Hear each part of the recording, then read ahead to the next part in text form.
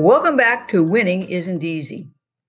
Do you have a financial incentive to sign a severance agreement or release if you are eligible for or getting your ERISA disability benefits?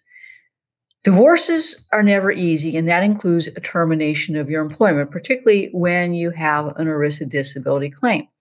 Termination can make or break your ERISA disability claim because once you've been terminated, your group disability coverage ends, and that can make claiming you're disabled after termination pretty hard. Your employer may be coming to you with a proposed severance agreement, and you're thinking, it's time for a divorce. You have to understand that many times employers are going to dangle that severance agreement and release in front of you, hoping that they've offered you enough money to go away and to terminate your employment. Your employer will present you with a severance agreement and release, and buried in those documents is a general release of all group employee benefit claims, including short and long-term disability benefits. If you sign the severance agreement and release, you have basically destroyed any potential claim that you might have for short or long-term disability benefits.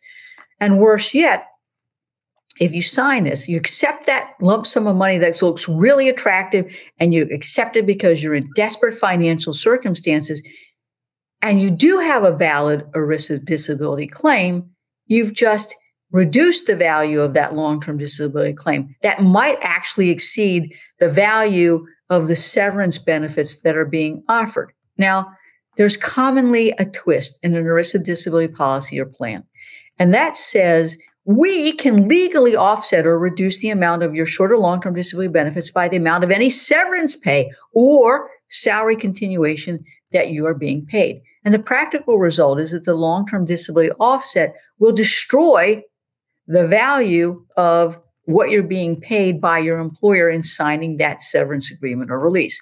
So you get screwed legally, in my view, coming and going. You probably are not going to be paid enough in that severance agreement to make it last. You may get some temporary relief of your financial circumstances, but you've also given away potentially your right to claim short or long-term disability benefits.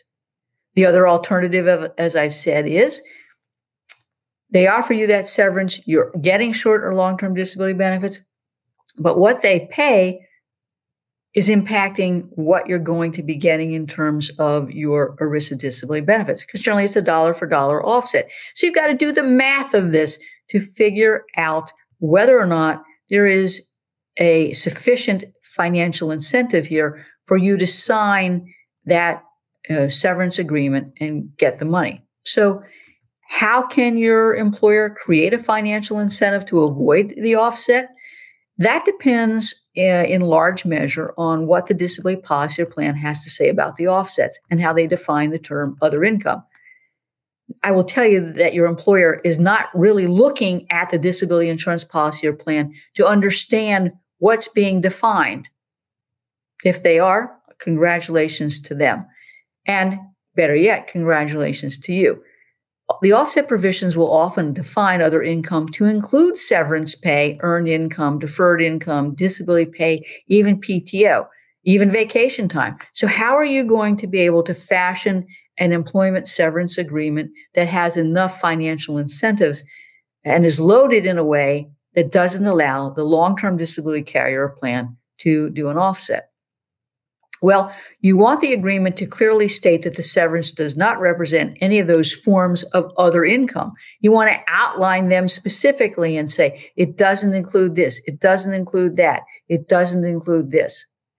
And make sure that that money is being characterized as something other than severance pay.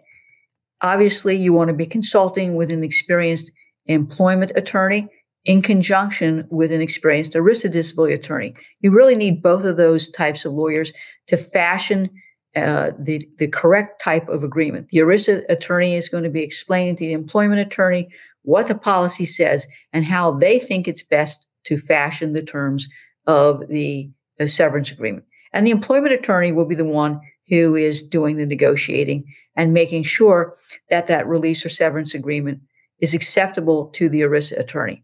And I think that money can be money well spent.